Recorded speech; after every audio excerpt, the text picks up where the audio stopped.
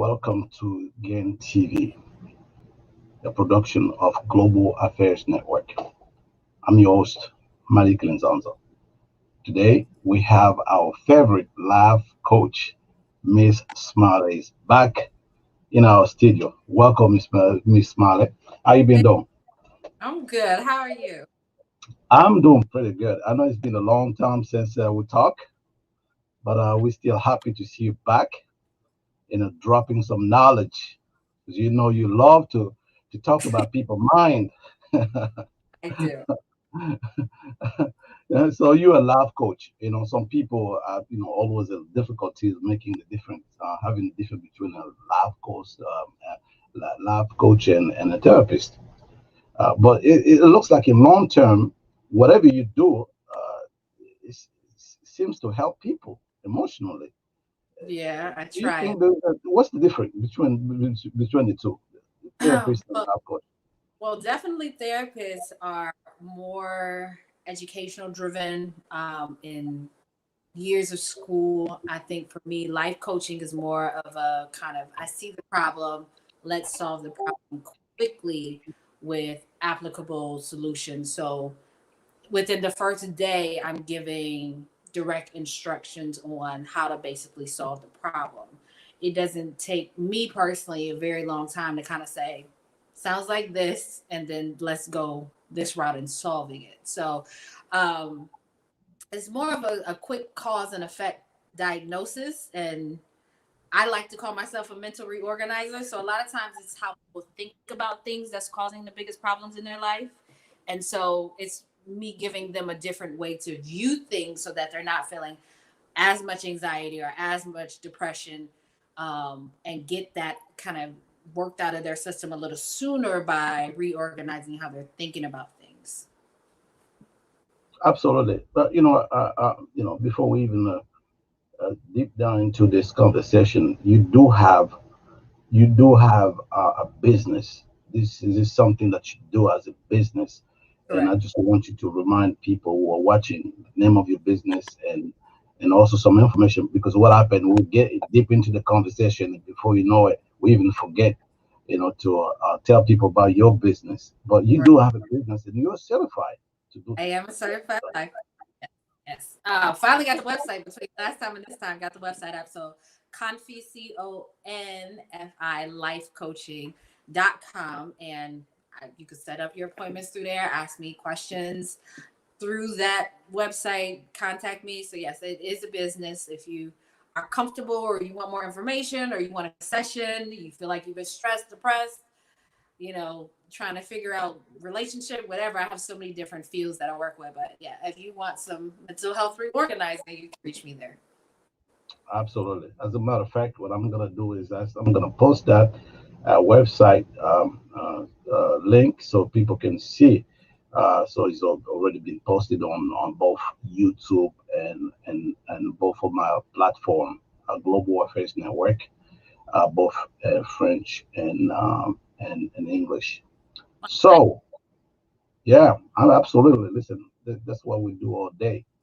Promote, we're trying to promote folks like yourself doing a good job in Atlanta. Um, Trying, trying to I help. hope I hope you have more audience, more people through the network that we have. So let dig, you know dig a little bit in the subject matter that will bring us today, the emotional intelligence.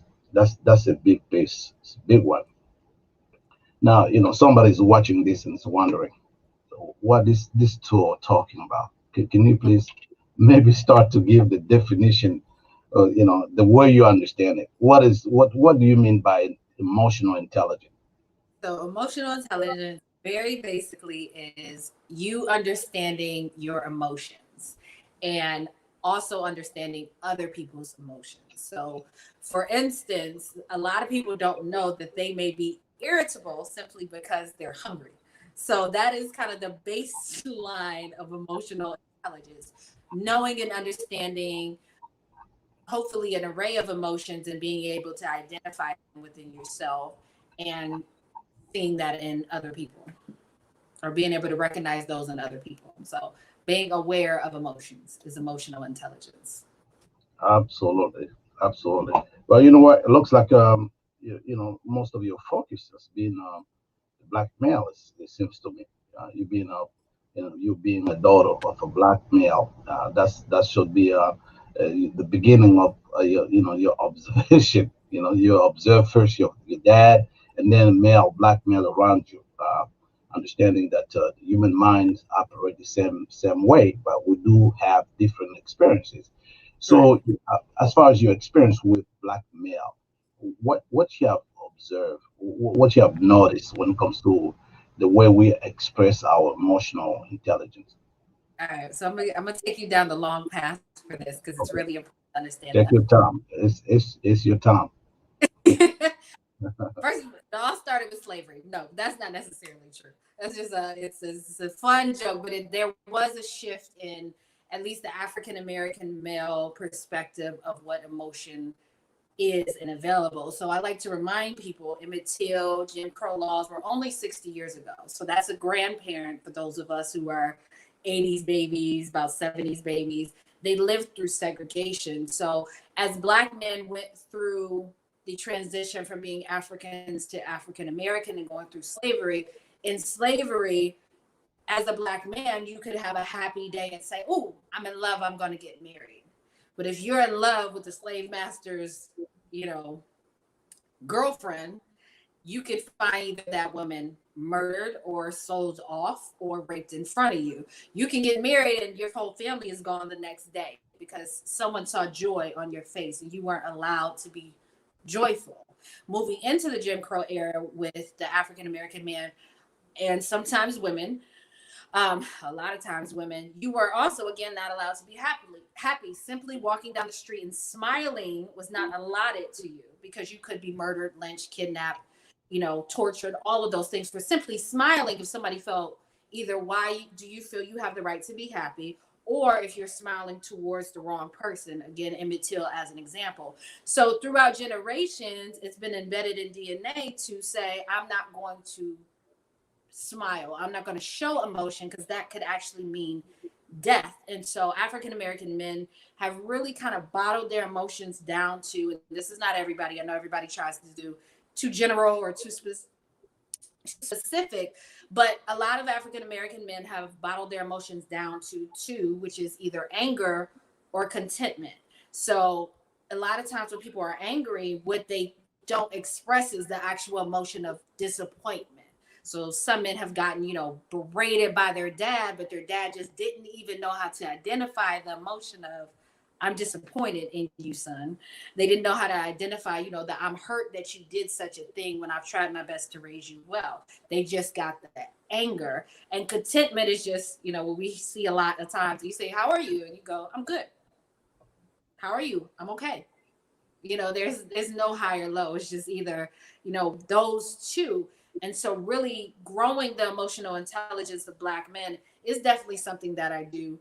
I don't shy away from any type of African descent cultures or minorities, period, because a lot of other minorities have also kind of had that wrangling of their emotions and bottle it down to either being okay or that's it. You can't, some cultures, you're not even allowed to be upset, because you're being That's disrespectful if you're upset. So minorities, unfortunately, have had a tougher time with growing their emotional intelligence because, again, it could have meant death or it could have meant, you just can't enjoy the moment because you have this fear of it just being snatched away from you. So happiness is like, oh, okay, I'm okay, you know.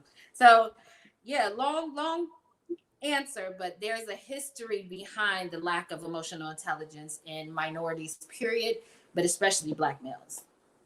so the fact that I came from a culture where the male figure was actually forced not to show emotion.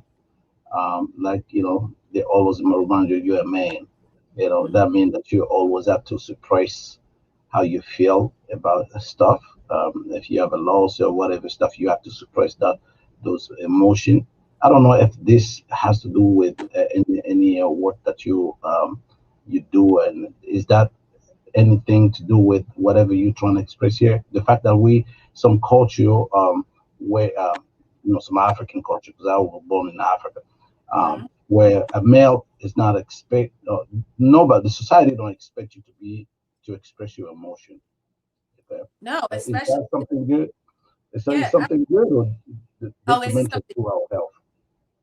I think Go ahead. I think our generation with platforms like this and these discussions, it's okay for us to start saying that some of the ways that we were raised were not necessarily the most healthy ways. I think that we should embrace the openness and the possibility that we can have other emotions.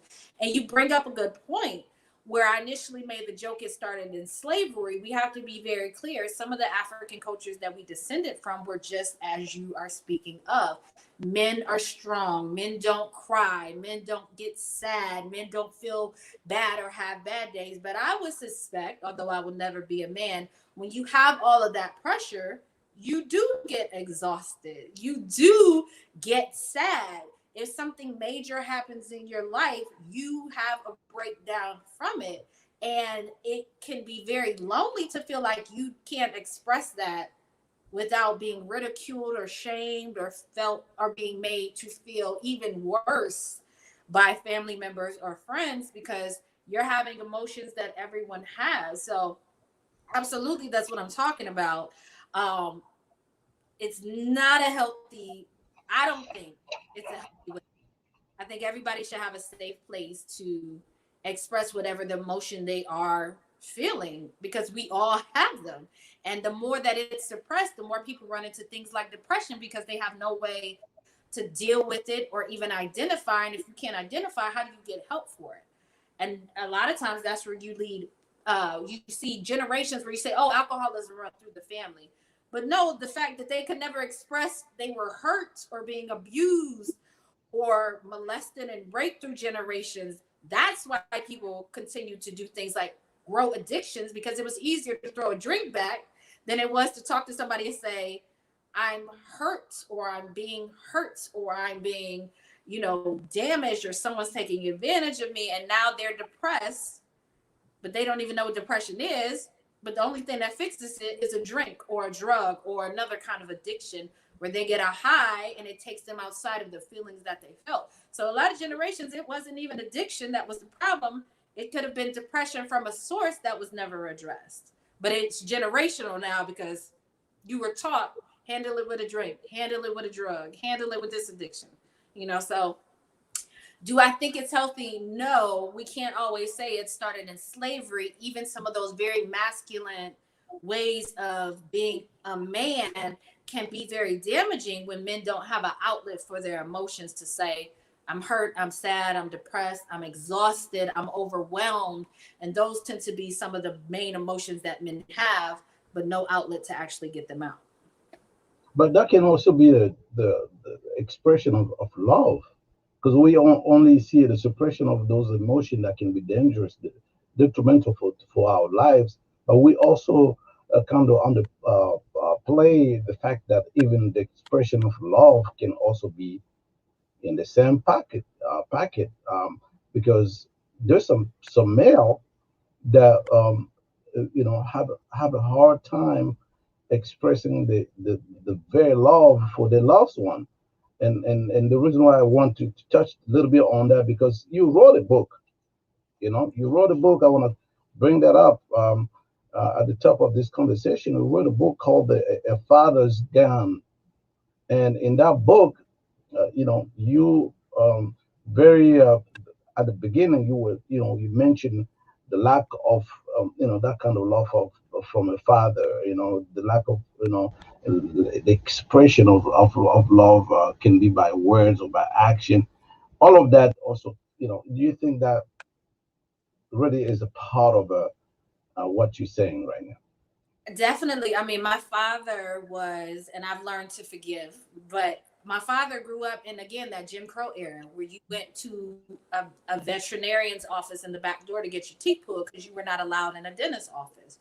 You did not buy certain things or go certain places. You did not walk down the street and smile. You got off of the sidewalk. If somebody white was coming your way, you got off of the sidewalk. You walked in damn near into traffic. And so he grew up in that era where he was taught the same thing. Love for your children is roof over your head, meals, putting you through school, and that's the cap. The very basics of love is doing the things that are just should be the basics of having a kid, but the emotional giving of the things that I needed as a girl, a little girl who grew up, and even when I was old enough as a grown woman to express these are my needs, he did not give it. And so we have a lot of generations that come out of that kind of household very dry. Even if the dad tried his hardest to express it, maybe you never heard, I'm proud of you. Maybe you never got the feeling of love that you needed. It can be generationally taught that no, I loved you because I put a roof over your head. I loved you because I never abandoned you. But that may not be the fulfillment of love that that child needed. And so even parents can be offended, but that is what I'm talking about. It goes back to my dad's in his 60s. Jim Crow was 60 years ago. This is a grandparent now or a parent now. Those ways of teaching men what love was is not necessarily enough. So I think that our generation has to seek to correct some of the things that we didn't get and that our parents necessarily didn't get right. Not because they didn't want to, but because nobody taught them how. Wow. I mean, that's exactly what you've been trying to do through your work and the book that you, especially this book that I would recommend to all men, young men that will have a daughter. I have a daughter myself, so when I wrote, read the book, it was very compelling. It made me really, really, really helped me to understand. I was already doing stuff that before I read the book, but when I read it, it kind of put me, in my place in terms of the stuff that I have to continue to do. I believe I'm a great father, but there's a lot of stuff even those we, those people that would believe are not maybe or not good father, they believe they are good father because Right. that's all they knew, or maybe down the line, like you were saying, there's a history behind every man or woman that make him act the way it does. Listen, we're gonna take a quick break. When we come back, I would like to ask you if from yourself, if people really have to buy your book, what kind of demographic you're targeting, because this is very, very valuable information that you're giving in that book. We'll be back in a minute.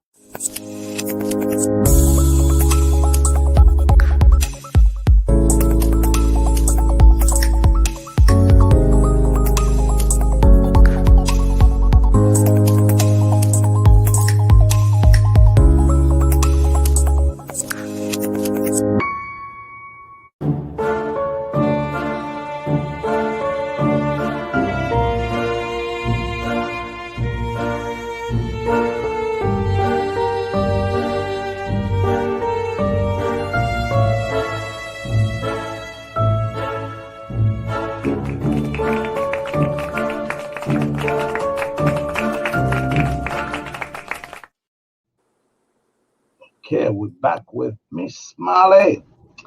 This is our life coach, our favorite life coach from Atlanta. She is a friend of this show.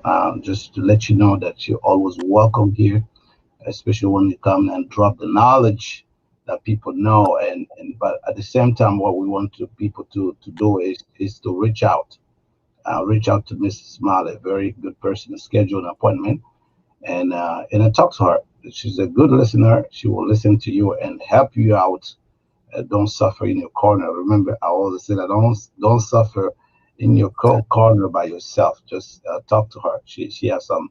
She went through to some stuff, so she learned a lot, and she been ready for a long time to help out.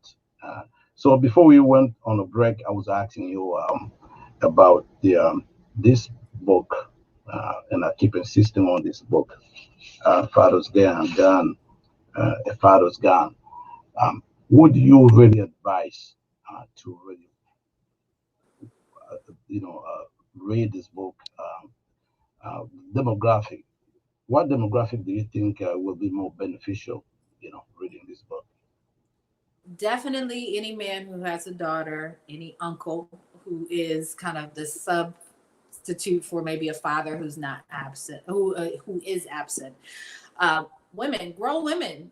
You don't have to be a little girl to read it. I think it kind of gives you a perspective as a grown adult woman of the things that you may have gotten or the lessons that may have been taught to you that didn't serve you well as a grown adult to kind of restructure what you need.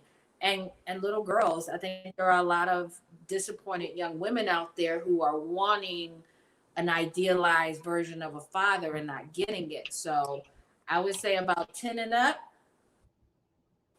and any man who wants to be a dad, period. I think it's just a good idea to kind of have an understanding of the mindset of a little girl into adulthood, because that's how I wrote the book. My experiences from my childhood to how they affected my adulthood.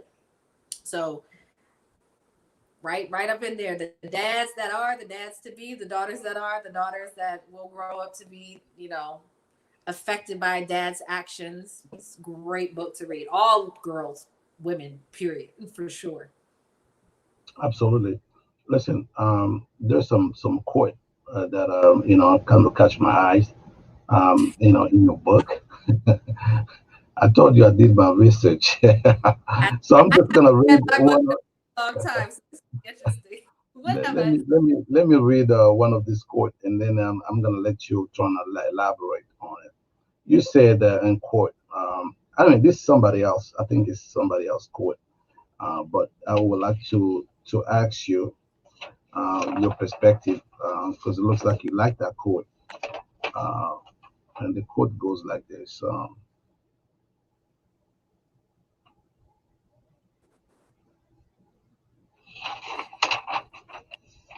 Hope I didn't. Okay, so you said this in your book, end quote. Life becomes easier when you learn to accept an apology you never got. So, Definitely. Go and ahead. it looks like that quote you like that quote.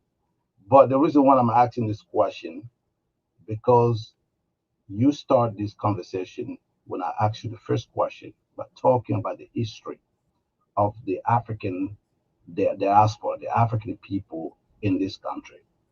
Um, and there is also an ongoing conversation on reparation. I don't Right. know if you've ever heard of something like that, but in America, when you do something, when damages have been done, they always find a way to, do some kind of a reparation. You go to jail, you pay a fine, or something like that. Except that the African community, or you call them African American, um, it's been an ongoing conversation for reparation, you know. Hmm. And that quote really catch my attention. But you didn't write that quote for the same reason that I'm thinking right now. Because I'm thinking, listen, if this guy Robert Brault, I believe is the original writer of this quote, who said, life becomes easier when you learn to accept an apology you never got. So I do believe America owe us an apology, but I want you to elaborate in your context. Why you love that quote, and why you put it in your book.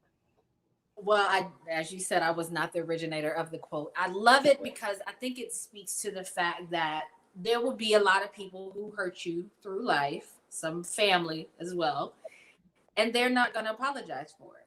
And so just accepting that you're not going to get that apology and being okay with it can start some healing for yourself. People wait and they expect someone to be accountable. And a lot of times, people like the United States are not necessarily accountable for their actions. So, as an African American, I've learned to kind of not wait for the reparations to go through because we've clearly seen throughout years and decades of not But you getting. do, but you do say you do recognize that, you know, although you don't wait, you're gonna take action. You're not gonna wait for somebody to. We're not acting. As a matter of fact, in our folks, our brothers, white counterpart, we never ask for an handout. This reparation is not an handout. And for those who always say, the black people were lazy, you had to observe and see the life of a slave person. There's no such a thing as being lazy when you're a slave. You work all the Correct. time. You don't decide your time, you break all kind of stuff. So all of that to say that reparation is not about handouts. And I know you're saying you don't wait until reparation come. Yeah, of course, we never wait. But when a wrong is made, we expect in a country of law, where even if you speed, you have a ticket. So so if you abuse somebody, you should be doing something. You should be paying or repair. You can should repair some of these damages, because in you the work that you do, you is always a historical perspective to it. You talk about Emmett Till, you talk about all of this, the lynching and all kind of stuff to really explain what's going on in today's experience. So Right. we cannot talk about today or the future without understanding the past. And some of our behavior are actually, or determined, or there's the impact of the past on our present life. So yes, of course, you want to move on and do stuff without waiting anything.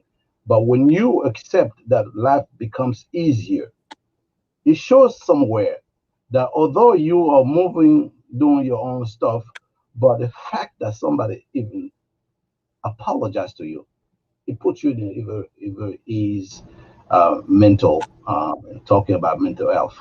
Mm-hmm. I don't know if you agree or disagree with that, but that was just my perspective. You're the Oh, expert. I'm gonna listen to you. no. I mean, I just think that you have to get at peace with yourself, the kind of accepting things that you cannot change. You can't make somebody apologize to you. And as you know, the counter conversation of reparations, we built this country. The lazy part, we were kidnapped over here to do work. So we are definitely owed a dollar amount that I don't think can even be quantified at this particular point in time. But will we get it in this lifetime? Will we actually see it? Will we get not only the apology? Because here's how I work.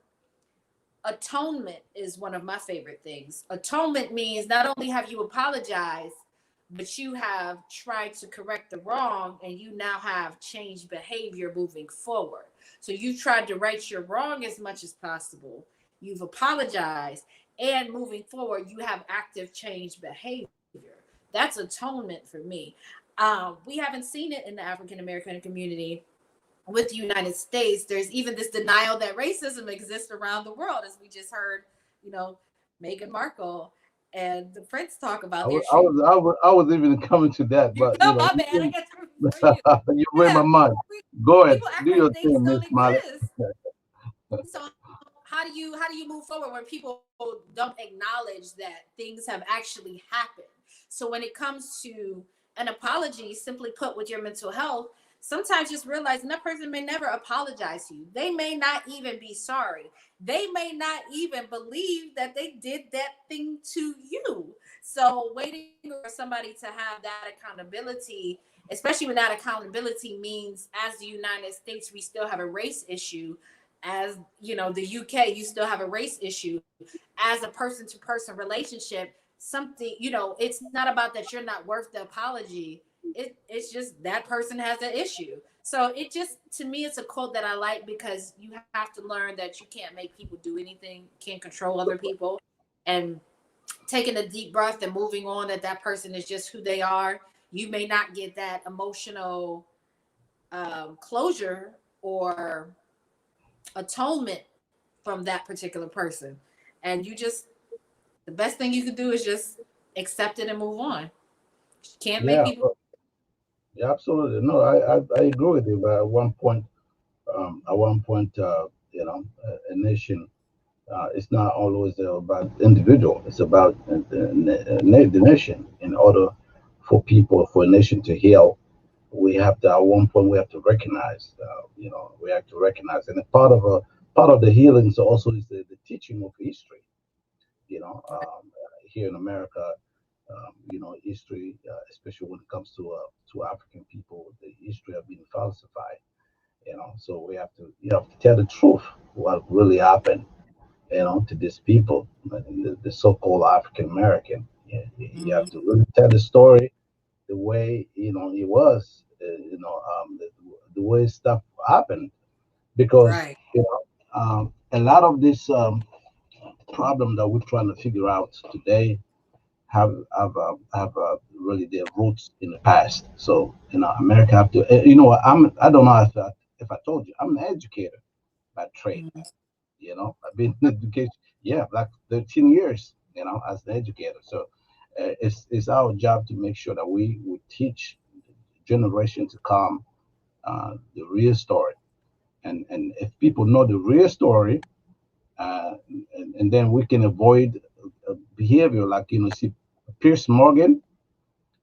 His attitude toward Morgan is really ridiculous. And this is somebody who have, ever since this woman became a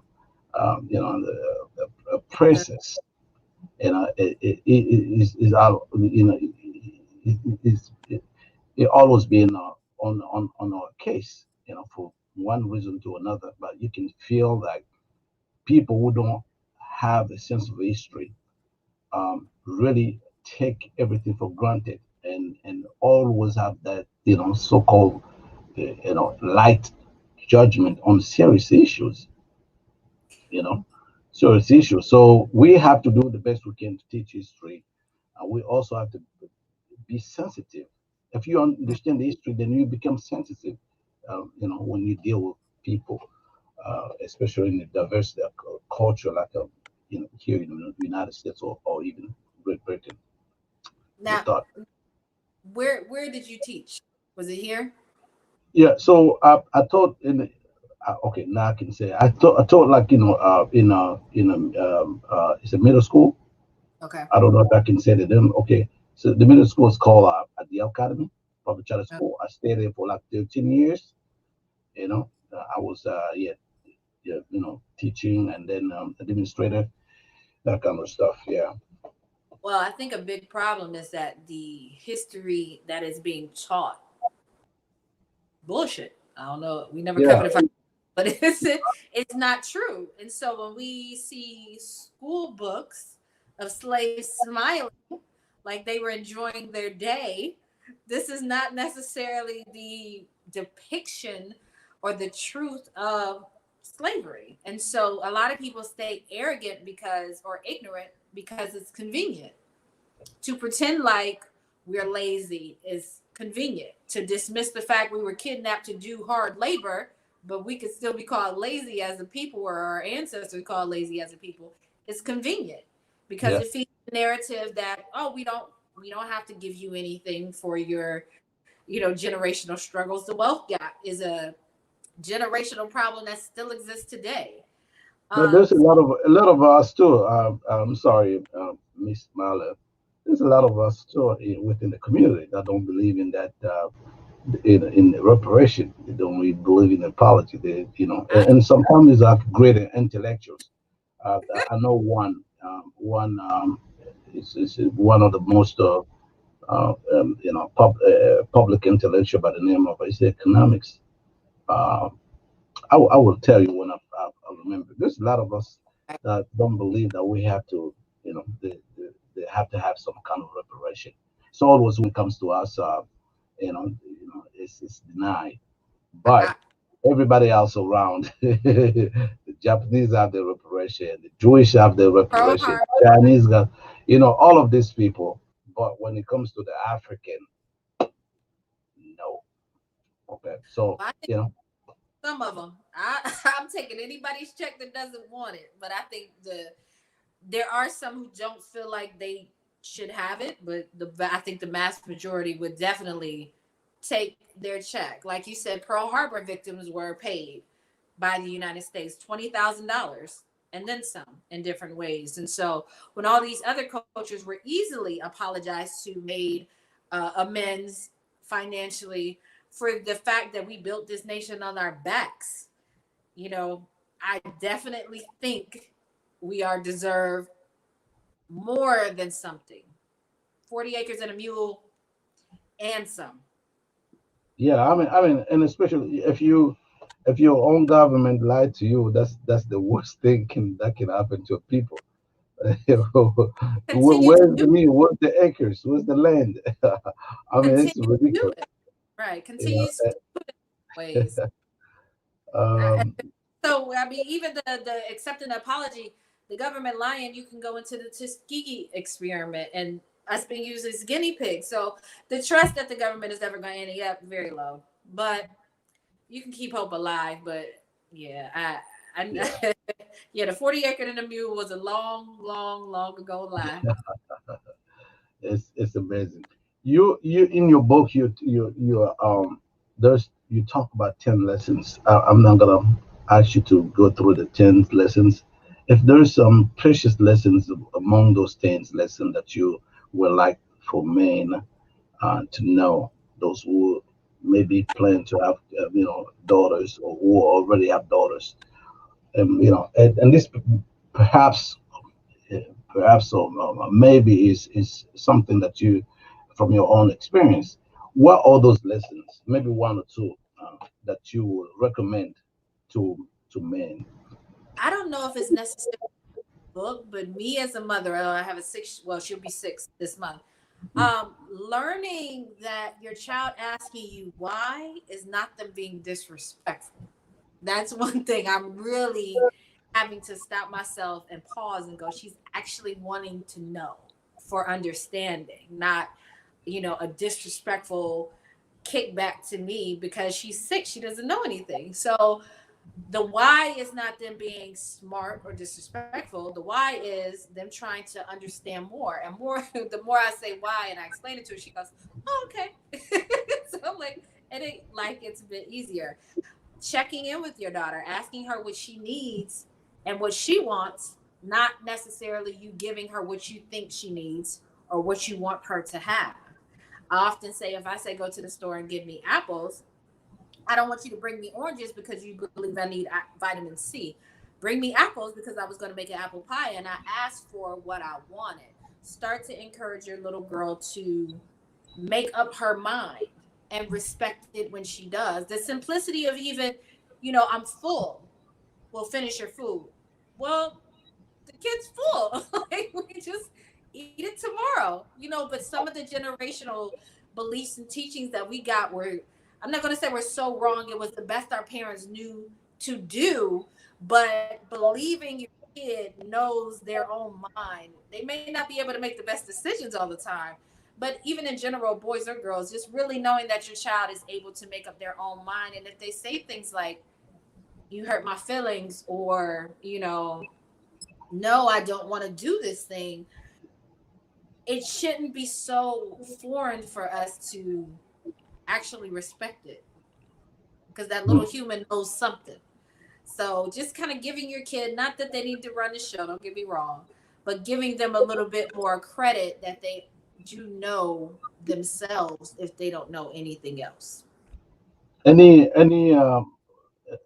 okay, if I was God and I want to turn back the send you back to in time. You may be a little girl. Any anything that you would like to have that you didn't have? That Mm. you were a little girl. That's something you wanted to have so bad, but you didn't get. Talk, What would talk, be? Bill. A big wheel. What would that be? My big wheel. Funny, my daughter's asking for one now. Yeah, I wanted a big wheel Jeep when I was a little girl. Didn't get it. There you go. That's what Didn't. I read. Hey, I got one now. I got one now. Okay. Great. Great. Interesting. Listen, we're gonna take another break. We'll come back. I'm gonna just let you elaborate a little bit because I want our male to really listen to what you have saying right now and to reach out because help is available. There's no need not to to seek for help when we need help. So another break and we come back to that conversation.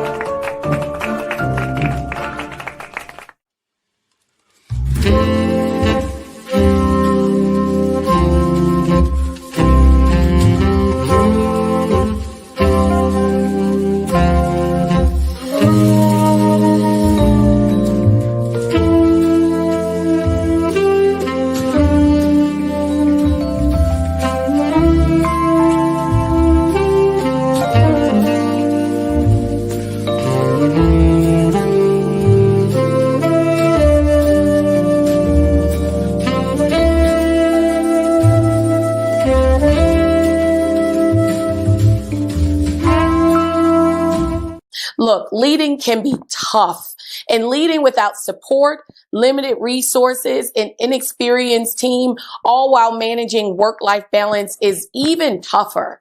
This is an exclusive opportunity for you to take full advantage of my years of leadership experience and glean from my mentors and all the work that I've done, the learning, the trials, the error, and the growth.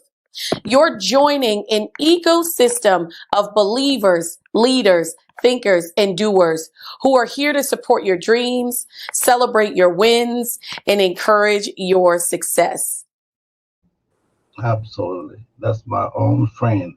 Encourage your success. And that's exactly what Miss Smiley is doing today, trying to encourage you to open up, and she will come with the expertise and help you out. Life coach, one of our favorite life coach from the great state of Atlanta. So, my friend, my dear friend, tell me a little bit. I don't know if I asked you too much question on the book. I would like to stick on your coaching business. Mm. Um, you know, I already put the link in the chat room. People already see when they go on the website. What really what's the process? Do they call you? Did they register on the website? How do people reach out to you? Either way, you can set an appointment directly on the website. You can give me a call if you want to kind of just get a better idea of the kind of session that you will have or what's going on. I don't have an issue with how anybody wants to reach out. Some people are easier; they just want to kind of click and leave a message instead of an appointment. Some people may want a phone call in the beginning, so there's even a chat feature. I can't promise I'm going to be so quick with that since I'm very busy with my day, but I definitely respond to emails. Um, they can go to my Instagram and see some videos on how I interact with my clients, how I am, how I deliver. So it's a lot of different ways to kind of get a feel, but they can definitely book on the website. Yeah, but they don't have to wait until watching a video. You're already here. What did you like with the sessions? Do you have free sessions or everything's you charge for? Because they want to I, know. And someone well, like to call me. no, no, What's the that's how a you good. gotta look? In terms of charging people. Because I Well, know that. Go ahead. so my first session, which I is a coach to client match, is what I call it. It's discounted into June for $40. I charge because it is a very emotional job, and so when I sit down with my clients, they have my full undivided attention. And a lot of my clients, we rock out the problem in one session. So because I do go as in depth as possible in the first session, it is discounted. So the initial coach to client match, and like I said, they can go to my Instagram and kind of see videos on how I am. They can even watch a video on how a session may go per se. I kind of break that down, but I do charge for my first session, which is discounted to $40 again into June, because sometimes we get a lot done in 1 hour. I try to just dig in there and get as much information as I can, and then I give you homework or steps or coping tools so that hopefully you don't necessarily need another session. My goal is that you go out, you wake up the next day, you feel better, and you go out and you get me more clients. I'm not interested in necessarily trying to make somebody constantly need to come back. I want you self sufficient. I don't want you reliant on me per se. And that may be a cut into my money. Maybe I don't, maybe I'm messing with my money that way. But I would rather more people say, You have to this build your works for customer me. base, though. So it's always about relationship. Yeah. Yeah. Go out and tell somebody you feel better. That's my biggest goal.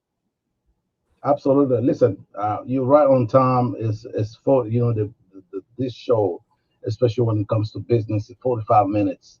It's not 47. I just want to give you extra minutes if you have something particular. You came, prepared, maybe to give us some new information. As always, I told you, you welcome on the show. Whenever you have something to share, all you need is just to contact me. And you will come back here if we have some clarity, we need some clarity or some question that we want to ask. Eventually, I know I also can contact you to for you to come back and to give us some context or some information about what people need. So if you have something to say, about the business, about your book, in this conclusion, because I'm gonna give you time to just say whatever you want to say as a matter of conclusion. Just go ahead. It's your time. Go ahead and use this time to say whatever you want to say as a Well, conclusion. if anybody would like to purchase the book, I wrote it to be short and sweet. It is on Amazon's. It is a hardback copy. Um, Go check it out if you're a dad, if you're about to be a dad of a little girl, or if you're an uncle, or even if your little girl's a grown woman. I think it's a good idea to just read the book. Ladies, it is for you as well. It's a good idea when you start to hit your dating years to reflect on the lessons that you got growing up and see how they are positively or negatively affecting your dating life and your partner choices. And for anybody who would like a session with me, you can go to Confi, CONFI, lifecoaching.com. Set up a session. I just recommend not feeling this anymore. Guys or girls, and anybody who really is looking to address their mental health, I think it's a good idea to reach out and get some help. Don't sit in your depression, your anxiety. Give me a call. Let's see if we'll be a good match to work together. But if you and I always like to say, nobody has to know you are seeking mental health help. You can do it, set up an hour, set up 30 minutes. You're in the car maybe a little bit before you go in the house at the end of the night. But don't sit in this, the sucky parts of life. If you're not feeling well, if you're not feeling great about things, if you just want to do better, get a little bit more drive, my life coaching is not just about dealing with depression. It's about making people better, even if they're great. Absolutely. Is that you done? I'm good. Okay. Excellent. I think you you did your very best to tell people about what the business is about. Also, those information you give us, as always, it's always a pleasure, and to see you again and to talk to you. And we expect you to come back whenever you want to continue to inform our people and to help those who need help. So again, our show for today is over. We have to thank our friend Miss Smiley, Thank and you. we look forward to see you another time. Thank you so much. Have a good night. All right.